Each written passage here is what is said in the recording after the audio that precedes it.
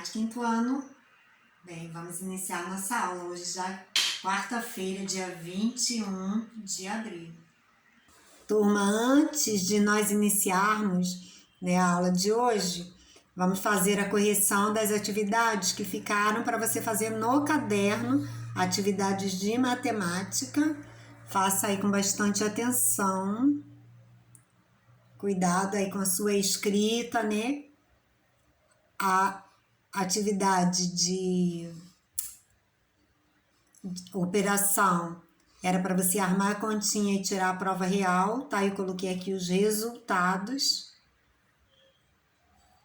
O nome da propriedade da adição, toda vez que temos o zero somado a qualquer número, elemento neutro. A propriedade associativa, eu vou sempre ter essa organização.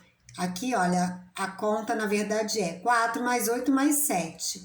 Então, primeiro, essas duas parcelas vão ser efetuadas. Aí, depois, com o resultado, a gente soma mais 7.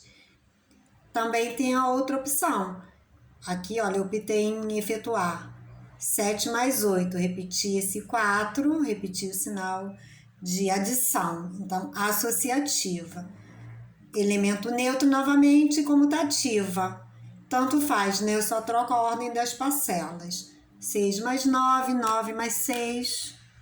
O valor relativo e absoluto, tá? Espero que você tenha acertado aí todas as atividades. Aqui, gente, nós temos, 362, valor relativo 2, absoluto 2. 263, valor relativo 200, valor absoluto 2. 2.663, esse 6 na ordem das dezenas corresponde a 60. Valor absoluto 6. Valor relativo do algarismo 3 em 326 corresponde a 300. Valor absoluto 3. Finalizando essa correção no seu caderno, pegue agora o seu livro de história. A gente vai iniciar com a correção da aula anterior. A atividade número 1 era para você marcar a opção, a primeira opção, a letra A. Um patrimônio é uma espécie de herança que talvez exista há muito mais tempo que nós. Na questão seguinte, questão número 2, nós temos patrimônio imaterial, patrimônio material, patrimônio imaterial, patrimônio material, novamente patrimônio material, e aqui a última imagem, patrimônio imaterial. Lembrando, quando dizemos imateriais, a gente está falando, são bens, como bens culturais, dizem respeito a práticas e modos de vida que são apresentados na forma de conhecimento, como forma de trabalhar, jeito de fazer as coisas, festas, interpretação artísticas, brincadeiras ou então até mesmo cultura popular, são os chamados patrimônios imateriais. E aqui a gente vai finalizando as correções no seu livro de história. O que é um patrimônio histórico nacional? É um patrimônio que pertence a todo um país. Então, daí o nome nacional, porque pertence à nação, a um país. O que é um patrimônio histórico universal? Quando dizemos universal, estamos dizendo que é um bem considerado importante para todo o mundo. Então, daí o nome universal. E aí, então, vamos hoje falar sobre cidadania. Aí no seu livro de história, páginas 50 a 56. Em linhas gerais, podemos dizer que cidadania é a prática dos direitos e dos deveres sociais e políticos estabelecidos dentro de uma comunidade. Podemos dizer também que cidadania é a condição de cidadão, a condição que o indivíduo que vive em uma sociedade, ele vai mantendo em relação à vida social. Então, aí dizemos que ele é um cidadão. E a cidadania é uma ideia dinâmica. O que a gente está falando, né? A cidadania está sempre mudando, de acordo com as transformações que temos. Já vimos tanta coisa, né, a respeito da história. Então, de acordo, né, com cada realidade social, cada momento histórico. E olha, gente, importante saber, né? Tivemos muitas conquistas, né? Então, aqui, conquistas da cidadania. A ideia de que temos o mesmo valor na sociedade é relativamente nova, porque houve épocas em que as pessoas realmente não tinham essa visão, não tinham esse olhar, não existia essa ideia de igualdade como existe hoje. Um exemplo que ilustra muito bem nessa realidade era a relação servo, né, escravo e senhor, né, aquele que era o servo, aquele que era o escravo e o senhor. O senhor, ele tinha, né, direito a fazer todas as coisas que viessem de acordo com a sua vontade. Ele poderia fazer e não era punido por causa disso, não havia nenhuma lei, né, que contestasse as atitudes do Senhor. Então, realmente não existia essa ideia de igualdade. Aqui era uma relação onde somente o Senhor tinha os seus direitos garantidos. E muitas vezes nós vimos, né, na história, os escravos, eles eram por vezes tratados como se nem mesmo fossem gente, né? Como se fossem mercadorias, eles eram até mesmo comercializados. Então, foi uma grande conquista. Aqui também a ideia do trabalhador industrial. No início das fábricas, ser empregado de uma delas era um trabalho bastante desgastante. Não existiam os direitos trabalhistas, né? Não tinha essa ideia de ter o cuidado com a segurança do trabalhador, então foram direitos adquiridos no decorrer do tempo. As mulheres também, elas eram bastante discriminadas, né? Por muito tempo. As mulheres não trabalhavam e aí iniciaram trabalhando somente em algumas profissões. As escravas, por exemplo, elas trabalhavam, né, cuidando das casas dos senhores, mas sem receberem nada por isso. As mulheres também, elas geralmente eram educadas para se casarem, né, servirem ao marido, cuidar do lar, cuidar dos filhos. Também as crianças, por muito tempo não existia a ideia de que a infância era uma fase de desenvolvimento, em que a criança deveria brincar. Então, por muito tempo, as crianças eram tratadas como adultos em miniatura. E assim que elas tivessem força, elas começavam a trabalhar, né, de modo pesado, ajudando em tudo que fosse necessário aos adultos. E era normal, era algo normal. Os idosos também, né, os idosos, principalmente os idosos brasileiros, né, tem pouco tempo, aqui olha, até o ano 1934, né, grande parte dos idosos nem mesmo direito à aposentadoria tinha. Então também foi se adquirindo esse direito, né, ao longo dos anos. E assim, gente, a conquista dos direitos foi acontecendo no processo, né, gradual, quer dizer, aos poucos, devagar, né, de forma, né, lenta. Aos poucos se foi conquistando direitos em vários setores, em várias situações da sociedade. E até hoje, né, é necessário que as pessoas lutem para garantir seus direitos. E por isso, todo país, toda nação precisa ter a sua Constituição. O que é, na verdade, uma Constituição? É o conjunto de leis que dita as regras de um país. E nela, né, além dos direitos, estão descritos também os deveres de cada cidadão. E após, né, todo esse conhecimento, você tem atividades lá nas páginas 55 e 56 no seu livro de história. E aí nós finalizamos, né, as atividades no livro de história e você já pode pegar o seu caderno. Vamos ter algumas atividades de revisão sobre alguns conteúdos importantes, tá? A gente vai falar sobre o tempo e a história. E aí é importante saber o seguinte, né?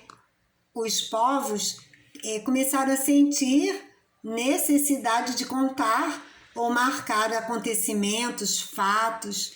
E aí, dessa forma, surgiu a chamada cronologia, que é o estudo do tempo. Mas bem lá no princípio, mesmo ainda na pré-história, os homens precisavam de alguma forma marcar o tempo. Então, geralmente, eles utilizavam fenômenos naturais, como aqui, né? A lua, o sol, que marcavam dia e noite. Alguns tempos depois já se começou a observar as fases da lua, também a variação das marés, a variação das estações, né? De acordo com o período da colheita, os meses, os anos. E aí, então, gente, com as mudanças, por exemplo, de fase da Lua, eram indicadas por gravetos ou ossos que marcavam os fenômenos naturais, como, por exemplo, a migração de animais. E era assim que eles, por exemplo, conseguiam ter informações para que pudessem caçar, pescar, né, ter pescas boas. Depois, já lá no período neolítico, teve a descoberta da agricultura e aí eles começaram a semear, colher, já começaram também a garantir a alimentação do grupo. Não apenas eram aqueles que iam de um lugar para outro buscando condições de vida, alimento. E aí então eles tinham, né, que precisar melhor, né, o melhor período, melhor época adequada, né, para a fertilização do solo. Aí foi surgindo toda essa ideia. E com o passar do tempo, muitos calendários foram surgindo, né? Alguns instrumentos também medidores do tempo, né? Como aqui a ampulheta, que era um aparelho que ficava ali e aí a areia ia descendo conforme o tempo que se passava ali, era um padrão de contagem do tempo. E aí então, com o passar do tempo, muitos calendários como sumério, egípcio, judeu, gregoriano, chinês foram surgindo, né? E também alguns instrumentos medidores como a ampulheta, relógios solares, relógio mecânico, relógio digital, né? Foram inventados até chegarmos ao calendário e ao relógio, que são utilizados pela maioria das pessoas atualmente. O calendário que nós utilizamos, né, atualmente aqui é o chamado calendário gregoriano. Os índios, por exemplo, eles têm calendários diferentes e cada grupo indígena no Brasil possui seus próprios calendários, né? Calendário do povo Xingu, calendário do povo Pataxó. Tudo isso por causa da necessidade de se marcar o tempo. E aí nós temos dois tipos diferentes, né, de tempo, chamado tempo cronológico, que é aquele contado pelos calendários, pelos relógios, né, com medidas exatas. Esses instrumentos que medem dias, anos, meses, horas. E temos também o chamado tempo histórico, que é aquele que compreende eventos, fatos e acontecimentos realizados pelo homem, que diferenciam um período em relação a outro. Aqui, por exemplo, né, um fato relacionado ao tempo histórico, né? A descoberta lá do fogo. Então, tem a ver com o tempo histórico. Nós temos, né, formas de marcar o tempo. E na antiguidade, marcava-se o tempo observando a natureza. Atualmente, quando queremos organizar nossa vida, utilizamos o calendário, por exemplo, para marcar dias e meses. O calendário que nós usamos é o chamado calendário gregoriano, e nele a contagem dos anos iniciou-se com o nascimento de Cristo. E aí o tempo nesse nosso calendário é contado de que forma? Nós temos lá antes de Cristo, AC, e DC depois de Cristo.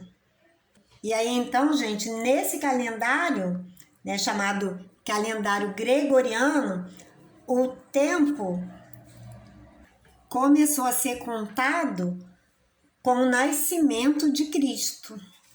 O relógio, né, nós também usamos para medir o tempo, usamos para marcar as horas do nosso dia, né, os minutos. Aqui temos também, importante você lembrar isso, né? A contagem de períodos mais longos. Quando dizemos década, estamos dizendo que é o período de 10 anos. Século, período de 100 anos. Milênio, período de 1000 anos. Para identificar a que século pertence um determinado ano, lembrando, né?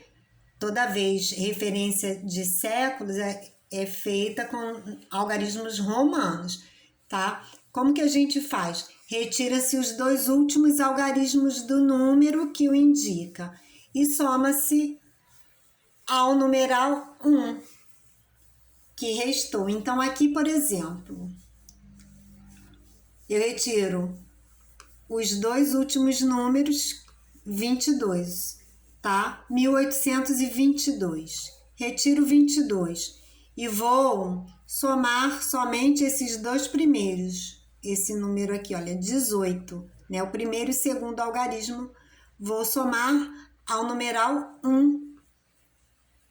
E aí eu tenho lá a indicação de século. Somei 18 mais 1, 19. Então, século 19. Então, aqui, olha, sempre dessa forma, retirei os dois últimos algarismos, somei, né, mais um a esses dois primeiros algarismos. Agora, no caso de o ano que eu estou analisando terminar em 00, então é dessa seguinte forma, não se acrescenta nada depois de retirados os dois últimos algarismos. Então, se eu tenho aqui, olha, ano 1500, quero saber que século é correspondente ao ano 1500, eu vou somente retirar os dois zeros. E aí restou o número 15, então, século 15. E aí, como fazer, né, gente, para ter documentadas, né, várias coisas no decorrer do tempo, né, na história da humanidade. Existem os chamados, né, documentos, né, são documentos históricos, e aí eles podem ser documentos escritos, considerados livros, jornais, revistas, bilhetes, documentos não escritos. Esse tipo de fonte corresponde a imagens, né, pinturas, esculturas, fotografias, cartazes de propagandas, medalhas, e temos também os chamados documentos arquitetônicos. São casas, prédios, né, prédios de apartamentos, estações de trem, pontes, igrejas. Em relação a esse tempo todo, temos o início na chamada pré-história, que corresponde ao período anterior ao da invenção da escrita. Então, quando falamos pré-história, nesse período, os homens eram nômades, isto é, eles não tinham moradia fixa e se abrigavam eventualmente em cavernas, em momentos de frio, à noite, né? Eles se vestiam com peles de animais, caçavam, pescavam e coletavam frutos. Então, os homens das cavernas, eles usavam instrumentos de madeira, de ossos, né, de pedra. Mas depois, quando conheceram o fogo, eles passaram a ter uma modificação bastante significativa na vida deles, porque eles passaram a ter luz quando quisessem, eles passaram a poder se aquecer, né, sem depender somente dos agasalhos de pele. E aí, então, a partir desse período, os homens já começaram a ter uma certa mudança, o chamado sedentarismo. O homem passou a se fixar em um território, né? E depois, com o desenvolvimento dos metais, o homem começou a usar o fogo para moldar os metais, que também já foi um grande progresso. E logo depois, né, começaram a surgir pequenas aldeias, e essas aldeias começaram a se desenvolver, a população começou a crescer, até que começou-se a ter a ideia de comercializar. No início, as pessoas se valiam de trocas, né? Trocavam um produto pelo outro. Quem produzia um produto, né, procurava alguém que produzia algo de seu interesse e fazia a troca. Mais tarde, começou a se ter a ideia de trocar um pedaço de determinado metal precioso, como se fosse uma representação de dinheiro. E até, né, com o decorrer do tempo, nós chegarmos a essa forma de comércio que vemos atualmente. A seguir, gente, façam aí a cópia das tarefas e também façam as atividades propostas no seu caderno e capriche bastante nas tarefas. Um grande beijo.